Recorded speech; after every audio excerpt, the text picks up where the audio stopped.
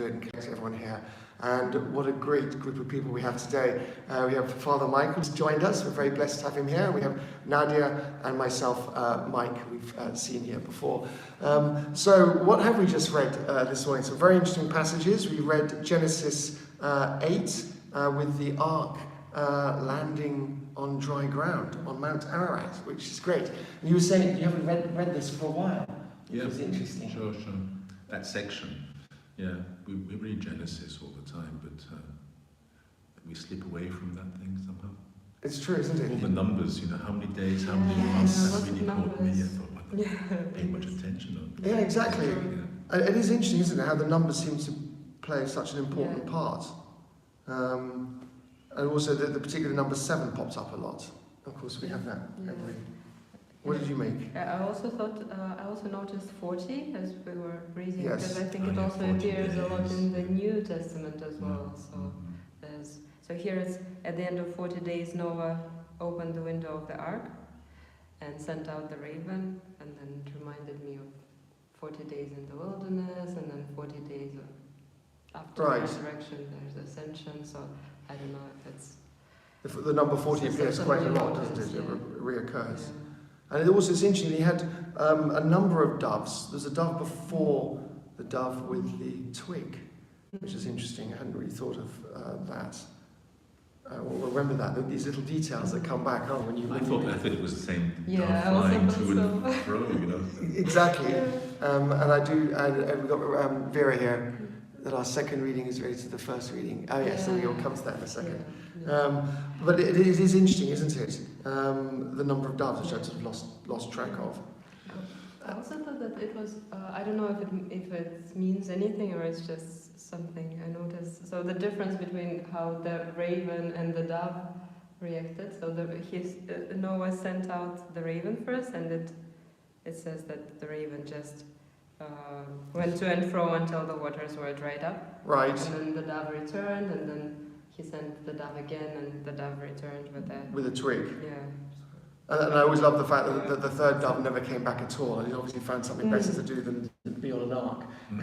That's something much more. But and then this whole idea of this new life, isn't there? This whole sort of rebirth into a new world, which I guess is a sort of a story that comes up in the New Testament. Looking for it now with the winter coming to an end. Yes, exactly.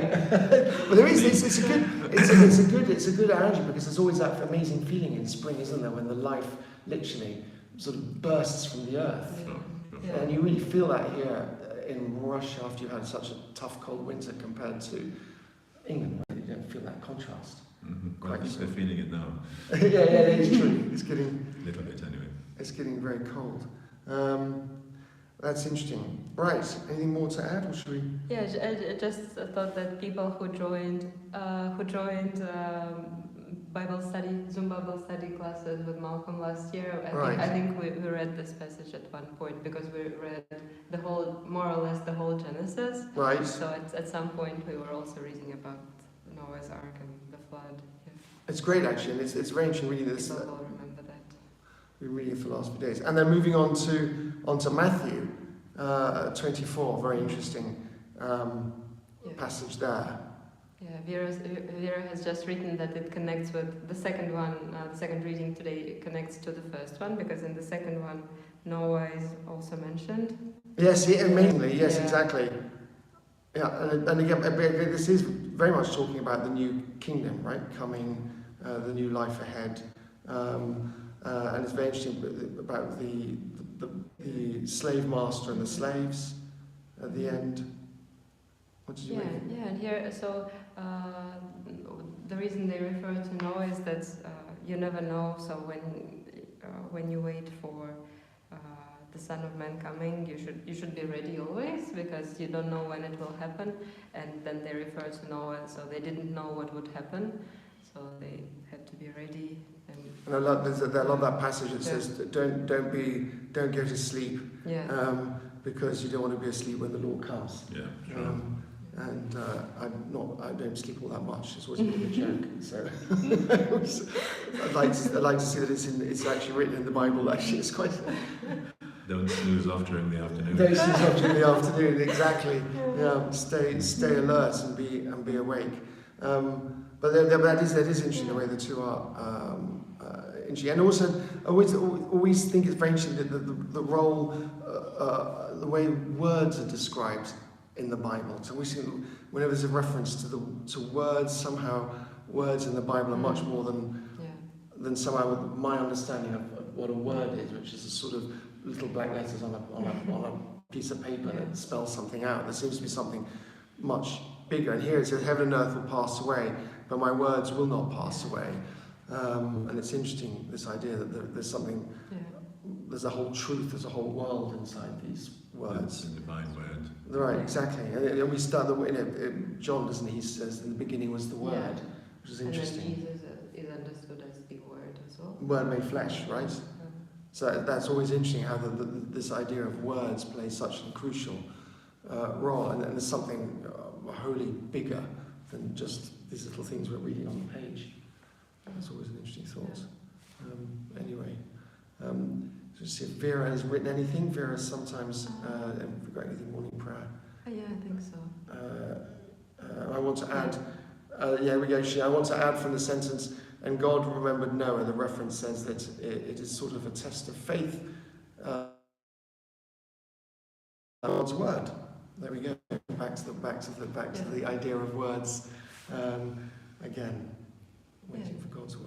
I think this, speaking about this, the practical meaning of this passage, I think it's very relevant. So that we need to stay awake and be ready, because sometimes when we ask God for something for so many years, or I don't know, for a long time, and then we need to be ready to notice when it finally comes. Right. It often happens this way. Even before then. Yeah, right. Even before then, I think, now that I'm moving on in my years, to keep my second vision or thing of vision, not just immediately in front of me, but to be aware of people and things and what's happening, connections around what I'm perhaps focused on.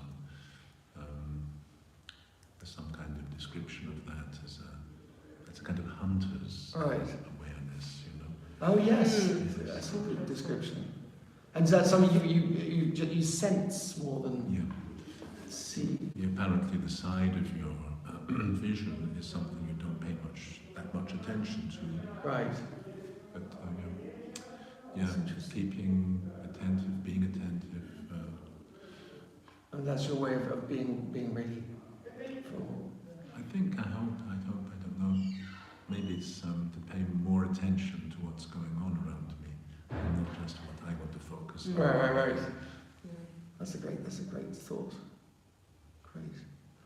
Anyway, okay, we've been rabbiting on for 8 minutes. So, anyone got anything else to add? Yeah, maybe. We normally do about 7 to 10 minutes. That's perfect timing. Great. Okay, well, wonderful. It's to be back here together. Indeed. Yeah, it's good. It's nice. Lovely. And thank you very much. Thank you guys for being here. And thank you for listening. And we hope and pray that we can come back more often than we have managed to in the last month or so. Okay. Bye. 3 people watching. Great. And commenting. Excellent.